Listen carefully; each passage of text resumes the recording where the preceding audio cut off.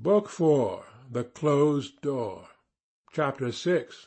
A Conjecture, and its Result upon the Pedestrian. Wildeve, as has been stated, was determined to visit Eustacia boldly, by day and on the easy terms of a relation, since the Riddleman had spied out and spoiled his walks to her by night. The spell that she had thrown over him in the moonlight dance made it impossible for a man having no strong puritanic force within him to keep away altogether. He merely calculated on meeting her and her husband in an ordinary way, chatting a little while and leaving again. Every outward sign was to be conventional, but the one great fact would be there to satisfy him. He would see her. He did not even desire Clem's absence, since it was just possible that Eustacia might resent any situation which would compromise her dignity as a wife, whatever the state of her heart towards him. Women are often so. He went accordingly, and it happened that the time of his arrival coincided with that of Mrs. Yeobright's pause on the hill near the house. When he had looked round the premises in the manner she had noticed, he went and knocked at the door. There was a few minutes' interval, and then the key turned in the lock, the door opened, and Eustacia herself confronted him. Nobody could have imagined from her bearing now that here stood the woman who had joined with him in the impassioned dance of the week before, unless indeed he could have penetrated below the surface and gauged the real depth of that still stream. "I hope you reached home safely," said Wildeve. "Oh, yes," she carelessly returned. "And were you not tired the next day? I feared you might be." "I was, rather. You need not speak low. Nobody will overhear us. My small servant is gone on an errand to the village." "Then Clem is not at home?" "Yes, he is." "Oh, I thought that perhaps you had locked the door because you were alone and were afraid of tramps." "No. Here is my husband." They had been standing in the entry. Closing the front door and turning the key, as before, she threw open the door of the adjoining room and asked him to walk in. Wildeve entered, the room appearing to be empty, but as soon as he had advanced a few steps he started. On the hearth-rug lay Clem, asleep. Beside him were the leggings, thick boots, leather gloves, and sleeve waistcoat in which he worked. "You may go in. You will not disturb him," she said, following behind. "My reason for fastening the door is that he may not be intruded upon by any chance-comer while lying here, if I should be in the garden or upstairs." "Why is he sleeping there?" said Wildeve in low tones. "He is very weary. He went out at 4:30 this morning, and has been working ever since. He cuts furs because it is the only thing he can do that does not put any strain upon his poor eyes." The contrast between the sleeper's appearance and Wildeve's at this moment was painfully apparent to Eustacia, Wildeve being elegantly dressed in a new summer suit and light hat, and she continued. "Ah, you don't know how differently he appeared when I first met him, though it is such a little while ago. His hands were as white and soft as mine, and look at them now, how rough and brown they are. His complexion is by nature fair, and that rusty look he has now, all of a colour with his leather cloths, is caused by the burning of the sun." "Why does he go out at all?" Wildeve whispered. "Because he hates to be idle, though what he earns doesn't add much to our exchequer. However, he says that when people are living upon their capital, they must keep down current expenses by turning a penny where they can." "The fates have not been kind to you, Eustacia Yeobright." "I have nothing to thank them for." "Nor has he, except for their one great gift to him." "What's that?" Wildeve looked her in the eyes. Eustacia blushed for the first time that day. "Well, I am a questionable gift," she said quietly. "I thought you meant the gift of content, which he has, and I have not." "I can understand content in such a case, though how the outward situation can attract him puzzles me." "That's because you don't know him. He's an enthusiast about ideas, and careless about outward things. He often reminds me of the Apostle Paul." I'm glad to hear that he's so grand in character as that. Yes, but the worst of it is that though Paul was excellent as a man in the Bible, he would hardly have done in real life. Their voices had instinctively dropped lower, though at first they had taken no particular care to avoid wakening Clym. Well, if that means that your marriage is a misfortune to you, you know who is to blame, said Wildeve. The marriage is no misfortune in itself, she retorted with some little petulance. It is simply the accident which has happened since that has been the cause of my ruin. I have certainly got thistles for figs in a worldly sense, but how could I tell what time would bring forth? Sometimes, Eustacia, I think it is a judgment upon you. You rightly belong to me, you know, and I had no idea of losing you. No, it was not my fault. Two could not belong to you, and remember that, before I was aware, you turned aside to another woman. It was cruel levity in you to do that. I never dreamt of playing such a game on my side, till you began it on yours. I meant nothing by it, replied Wildeve. It was a mere interlude. Men are given to the trick of having a passing fancy for somebody else in the midst of a permanent love, which reasserts itself afterwards just as before. On account of your rebellious manner to me, I was tempted to go further than I should have done, and when you still would keep playing the same tantalizing part, I went further still and married her. Turning and looking again at the unconscious form of Clym, he murmured, I am afraid that you don't value your prize, Clym. He ought to be happier than I in one thing at least. He may know what it is to come down in the world, and to be afflicted with a great personal calamity, but he probably doesn't know what it is to lose the woman he loved. He is not ungrateful for winning her, whispered Eustacia. And in that respect he is a good man. Many women would go far for such a husband. But do I desire unreasonably much in wanting what is called life, music, poetry, passion, war, and all the beating and pulsing that are going on in the great arteries of the world? That was the shape of my youthful dream, but I did not get it. Yet I thought I saw the way to it in my Clym. And you only married him on that account? There you mistake me. I married him because I loved him, but I won't say that I didn't love him, partly because I thought I saw a promise of that life in him. You have dropped into your old mournful key. But I'm not going to be depressed, she cried perversely. I began a new system by going to that dance, and I mean to stick to it. Clym can sing merrily. Why should not I? Wildeve looked thoughtfully at her. It is easier to say you will sing than to do it, though if I could, I would encourage you in your attempt. But as life means nothing to me, without one thing which is now impossible, you will forgive me for not being able to encourage you. Damon, what is the matter with you, that you speak like that? She asked, raising her deep, shady eyes to his. That is a thing I shall never tell plainly, and perhaps if I try to tell you in riddles, you will not care to guess them.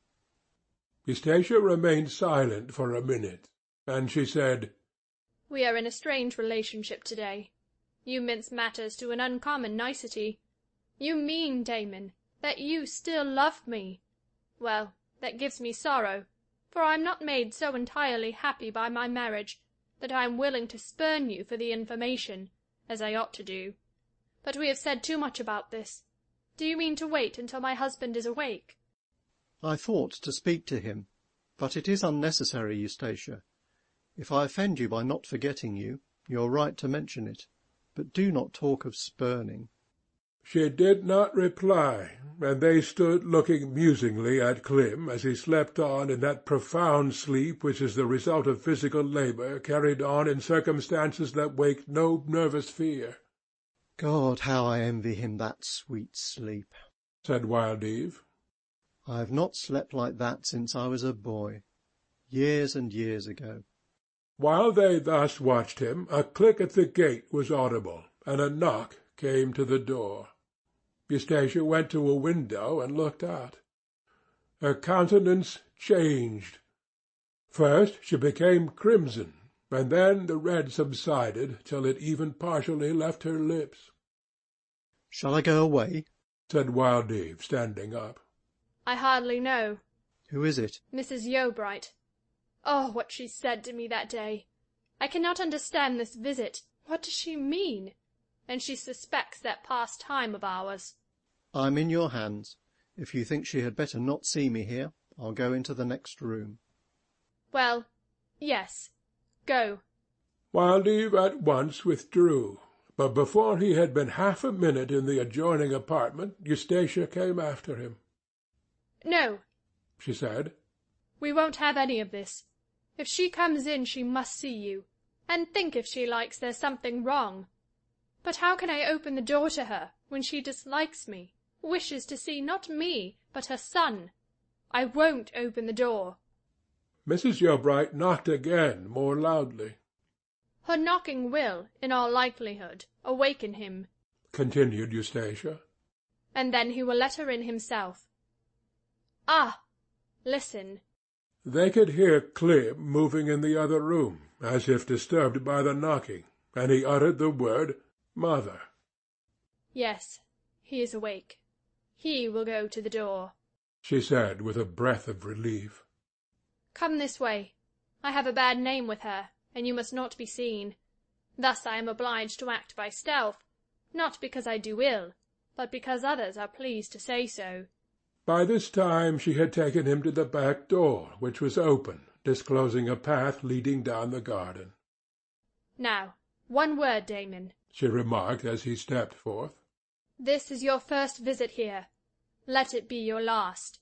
We have been hot lovers in our time, but it won't do now. Good-bye. "Good-bye," said Wildeve. "I have had all I came for, and I'm satisfied." What was it? "A sight of you. Upon my eternal honour, I came for no more." Wildeve kissed his hand to the beautiful girl he addressed, and passed into the garden, while she watched him down the path, over the stile at the end, and into the ferns outside, which brushed his hips as he went along till he became lost in their thickets. When he had quite gone, she slowly turned, and directed her attention to the interior of the house. But it was possible that her presence might not be desired by Clem and his mother at this moment of their first meeting, or that it would be superfluous. At all events, she was in no hurry to meet Mrs. Yeobright. She resolved to wait till Clem came to look for her, and glided back into the garden. Here she idly occupied herself for a few minutes, till, finding no notice was taken of her, she retraced her steps through the house to the front, where she listened for voices in the parlour. But hearing none, she opened the door and went in. To her astonishment, Clem lay precisely as Wildeve and herself had left him, his sleep apparently unbroken. He had been disturbed and made to dream and murmur by the knocking, but he had not awakened. Eustacia hastened to the door, and in spite of her reluctance to open it to a woman who had spoken of her so bitterly, she unfastened it and looked out. Nobody was to be seen. There, by the scraper, lay Clem's hook and the handful of faggot bonds he had brought home.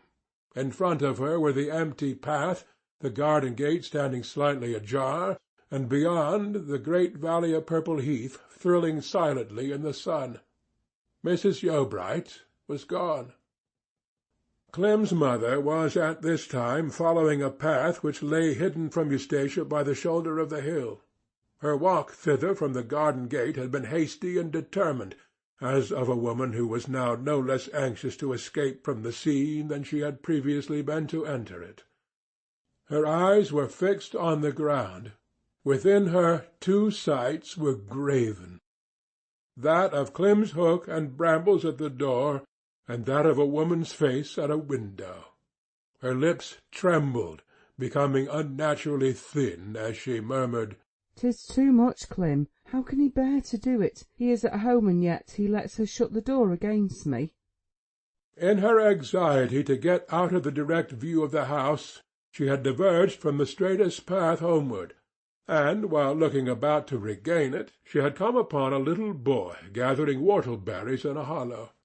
The boy was Johnny Nonsuch, who had been Eustatia's stoker at the bonfire, and, with the tendency of a minute body to gravitate towards a greater, he began hovering round Mrs. Yeobright as soon as she appeared, and trotted on beside her without perceptible consciousness of his act.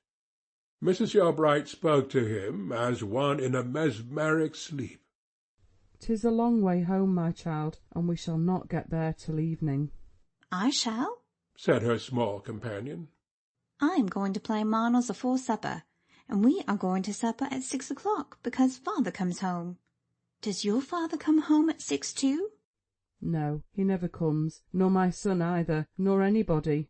"What have made you so down? Have you seen a Usa?" "I have seen what's worse, a woman's face looking at me through a window-pane." "Is that a bad sight?" "Yes, it is always a bad sight to see a woman looking out at a weary wayfarer and not letting her in." "Once when I went to Thorpe Great Pond to catch efforts, I seed myself looking up at myself, and I was frightened and jumped back, like anything." If they had only shown signs of meeting my advances half-way, how well it might have been done. But there is no chance. Shut out. She must have set him against me. Can there be beautiful bodies without hearts inside? I think so. I would not have done it against a neighbour's cat on such a fiery day as this. "What is it you say?" Never again. Never. Not even if they send for me. "You must be a very curious woman to talk like that." "Oh no, not at all," she said, returning the boy's prattle. "Most people who grow up and have children talk as I do. When you grow up, your mother will talk as I do too." "I hope she won't, because 'tis very bad to talk nonsense." "Yes, child, it is nonsense, I suppose. Are you not nearly spent with the heat?" "Yes, but not so much as you be." "How do you know?" "Your face is white and wet, and your head is hanging down like."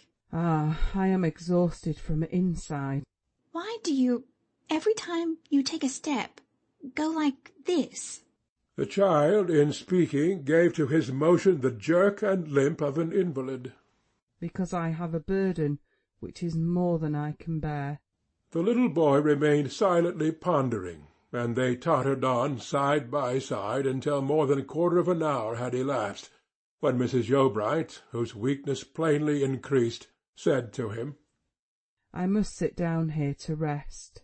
Her voice was now so low as to be scarcely above a whisper. "You will go to sleep there, I suppose, won't you?